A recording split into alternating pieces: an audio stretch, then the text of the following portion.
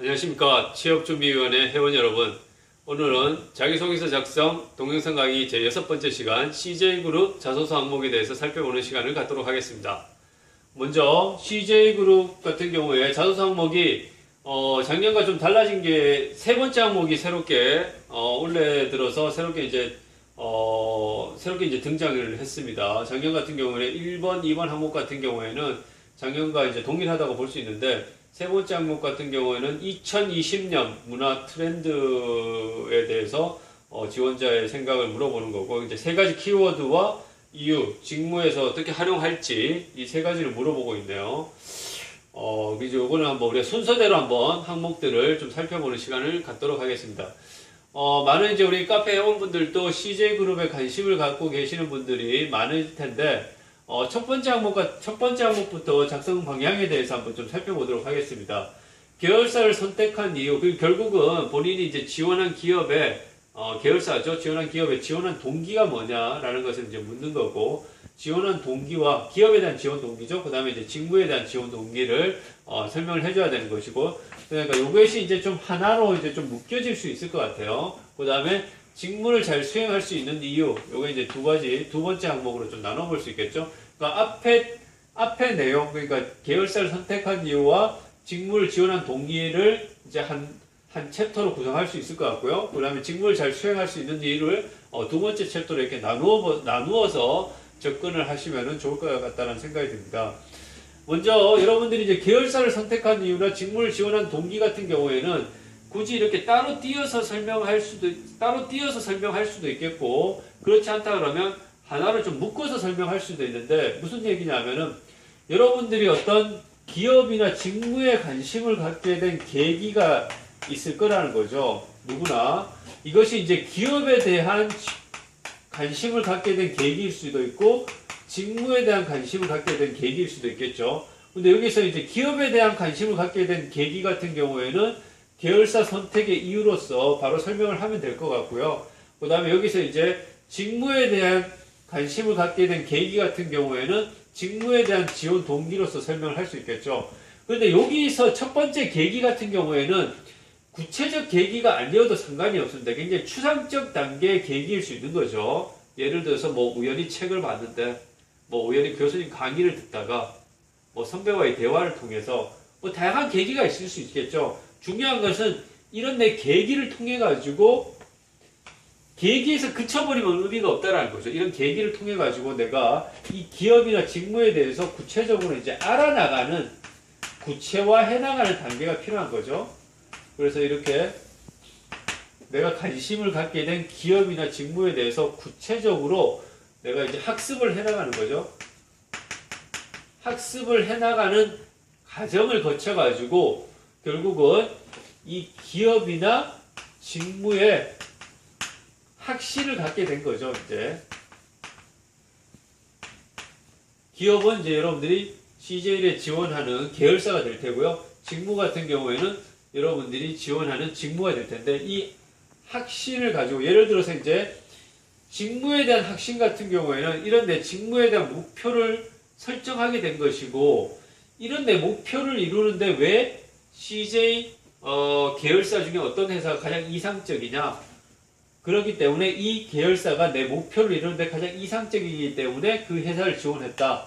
그래서 이제 기업의 선택 이유를 자신의 어떤 직무 꿈과 연결해서 기업의 지원 동기를 달성할 수 있겠죠.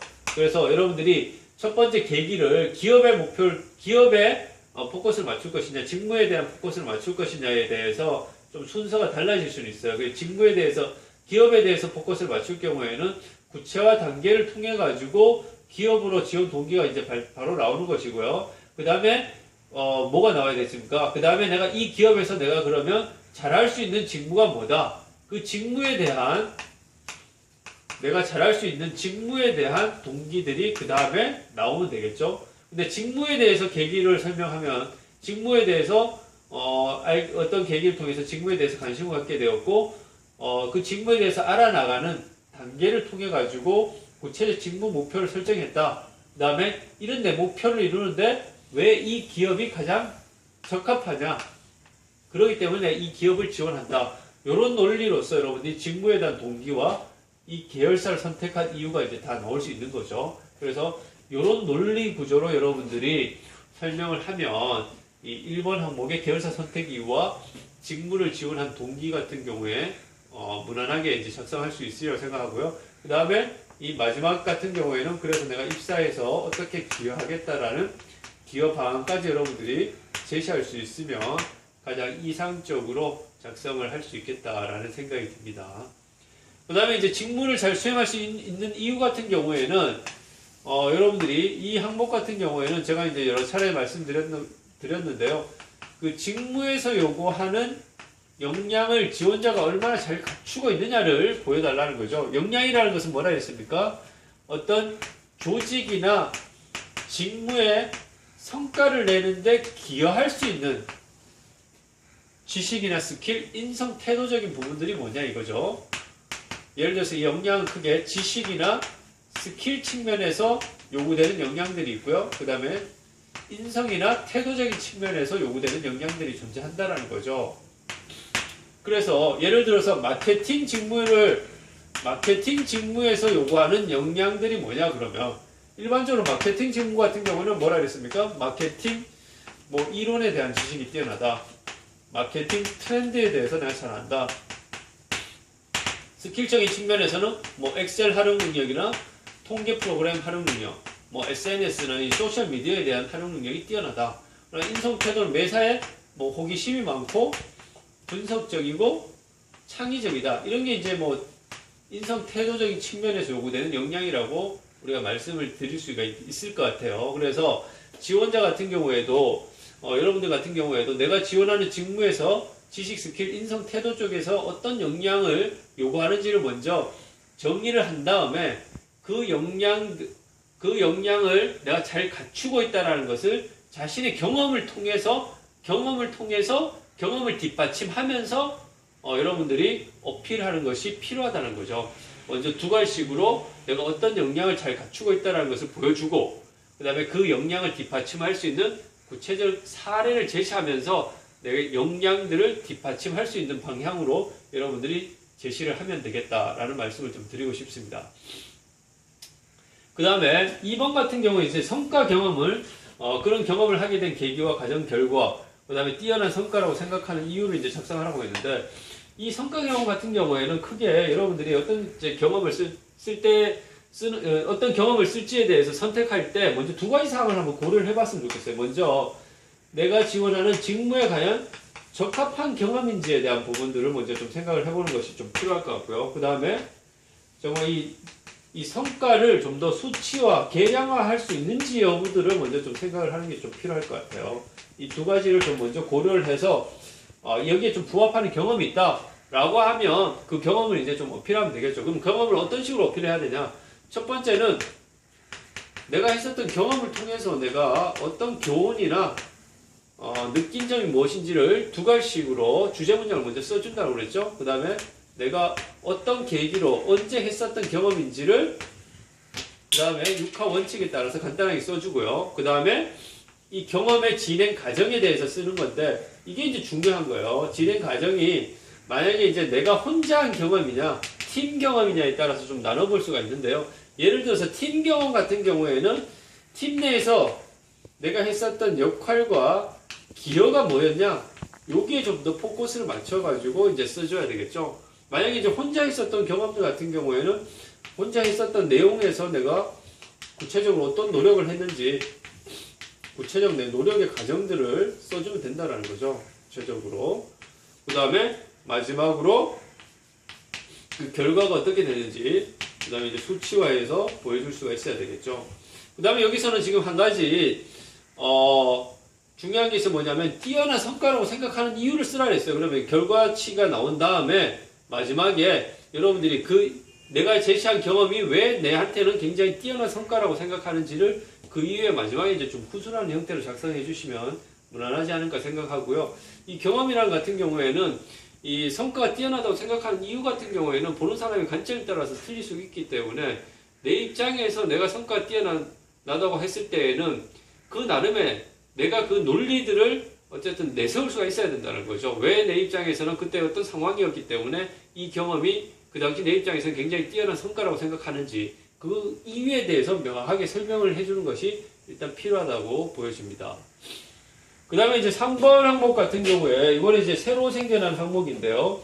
2020년의 문화 트렌드를 3개 키워드를 뽑고 그렇게 뽑은 이유가 뭐고 그 트렌드를 직무에 어떻게 활용할 것이냐 이런 이제 항목이 있는데 글쎄요.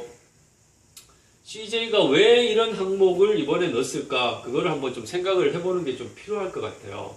여러분들도 나름의 이제 생각하는 분석의 방법들이 있을 텐데 제가 생각했을 때는 어쨌든 CJ는 우리나라를 대표하는 생활문화 기업으로서의 어떤 그 포지셔닝을 하고 있는데 지금 CJ 같은 경우는 지금 여러 가지로 내외적으로 좀 어려움을 많이 좀 겪고 있다고 이렇게 좀 보여지죠. 그래서 앞으로 6년 뒤에 CJ의 모습들을 어떻게 그려나갈지를 뭐 구직자들의 어떤 아이디어를 통해서도 한번 좀 비전들을 한번 새롭게 좀 이제 설정을 해볼 수도 있지 않을까라는 생각을 했을 수도 있을 것 같아요. 그리고 CJ에 정말 관심 있는 사람이라 그러면 이 정도는 좀 생각을 해봐야 되지 않겠냐라는 뭐 그런 이제 좀 의도도 있는 것 같고요. 그래서 제가 봤을 때는 요즘에 이제 뭐 트렌드라든가 이런 것들이 워낙 이제 좀 흔한 얘기가 되어가지고 인터넷에 트렌드란 얘기만 쳐봐도 굉장히 다양한 내용들과 이런 것들이 나오는데 사실 2020년 앞으로 6년 뒤죠. 6년 뒤에 세상이 어떻게 될지를 정확하게 예상할 수 있는 사람은 아무도 없습니다. 뭐 저도 그렇고 여러분들도 미래를 정확하게 짚어낸다는 건 사실상 불가능하죠. 하나의 이제 추정을 하는 거죠. 어떤 트렌드들이 그 6년 뒤에는 우리 한국 사회나 우리 이제 전 세계에 좀 이제 하나의 추세로 그런 큰 흐름을 가지고 갈 것이다. 이런 것들에 이제 한번 우리가 예상을 한번 해보자는 건데요.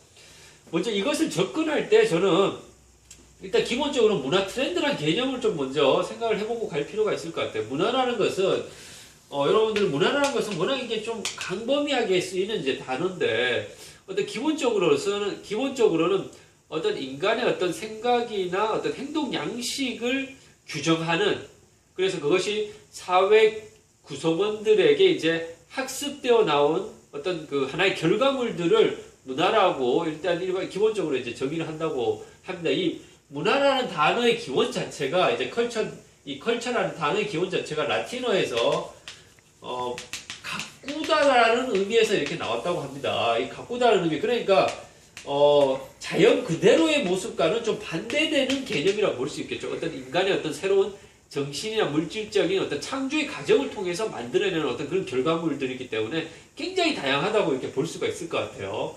트렌드라는 것은 뭐냐면 일시적인 유행이 아니라 하나의 추세나 경향들을 의미하는 거죠. 추세나 경향을 의미하는 거기 때문에 그러면 2020년에 우리 문화의 어떤 추세나 경향들은 어떻게 될 것이냐.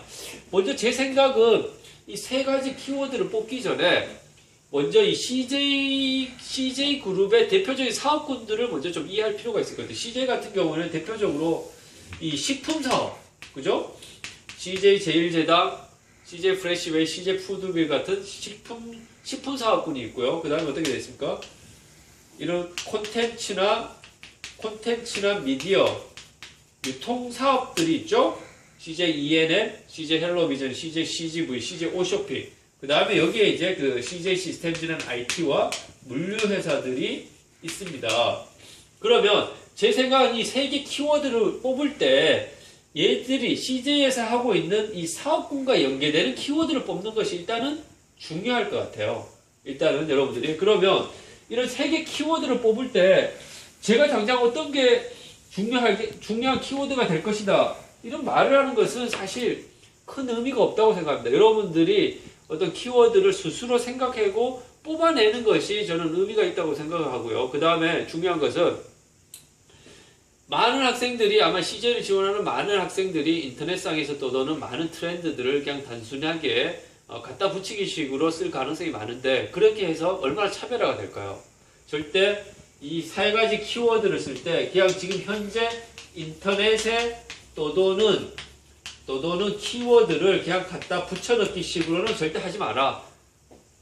그 내가 봤을 때 설득력이 없다라는 거죠. 여러분 스스로가 한번 생각해보고 해석해보고 통찰력을 가지고 분석해보는 것이 필요하다는 거예요. 그러면 먼저 이 세 가지 키워드를 뽑기 위해서 CJ의 사업군을 먼저 생각을 해보라고 제가 말씀드렸고요. 그 다음에 큰 틀에서의 이런 메가 트렌드와 관련해서 어떤 흐름이 있을 것인지에 대한 키워드를 먼저 뽑아내는 게 저는 순서라고 생각합니다.